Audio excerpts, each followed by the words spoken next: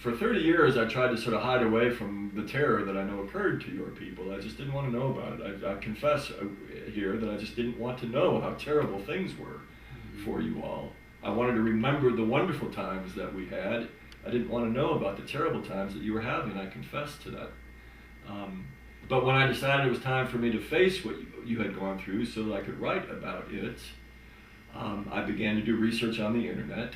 And I found an article on the internet that said that our old fishing camp, Barney's Ball Lake Lodge, which is where we were when the mercury poisoning was discovered, was now reopened. That the mercury had receded to what the government determined were safe levels, and that the camps were reopened, and that our old fishing camp was now owned by the Grassy Narrows Reserve, and that it identified the individual who was going to be managing the camp for the reserve, and it gave his email address. So I decided I had to email this guy and let him know that I had started the novel that's become the 53rd Parallel. And I wondered if there was anybody there who might in any way want to get acquainted with me and be my expert on the ground.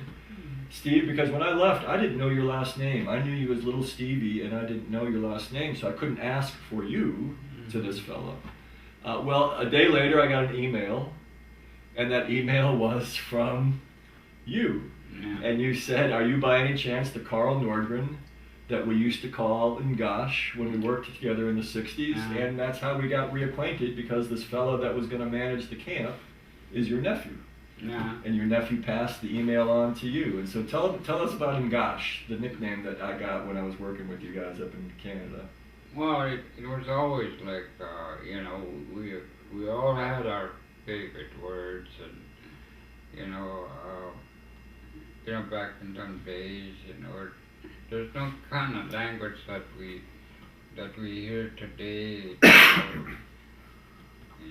in the 60s, So if it was ever something that made a mistake, it always used a gosh. I often hear you still use the word gosh, and that's how we began to call you, and some guys just went a little prepared and said, Nina gosh, Yes.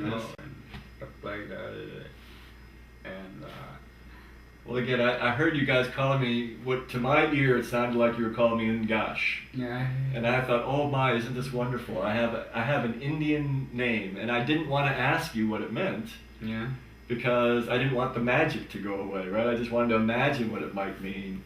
And then one day I finally did ask you what it meant, and you told me. You said, no, it's whenever you look at something, you say, gosh, so we just call you Gosh. And I thought it was Ngash in Indian. Yeah.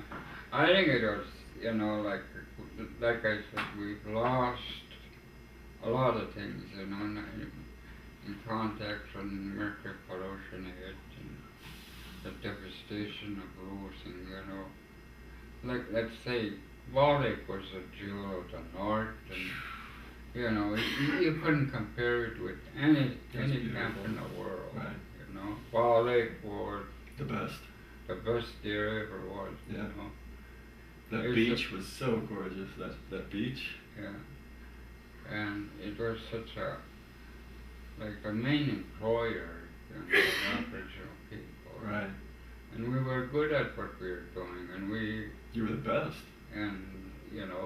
we got, we didn't get paid much, but perhaps we made a killing on the tips, Yeah, the because tips. we weren't all just guiding, Right. those were pretty wealthy people, Right. and. Well, that first summer, I wasn't guiding. I was at the camp labor working for room and board. I wasn't going to get paid. I was an apprentice, right? I was working for free for room and board. But I came home with a lot of money because, as you say, the tips were very, very good, and there was no place to spend them, right? So you took all that money home with you.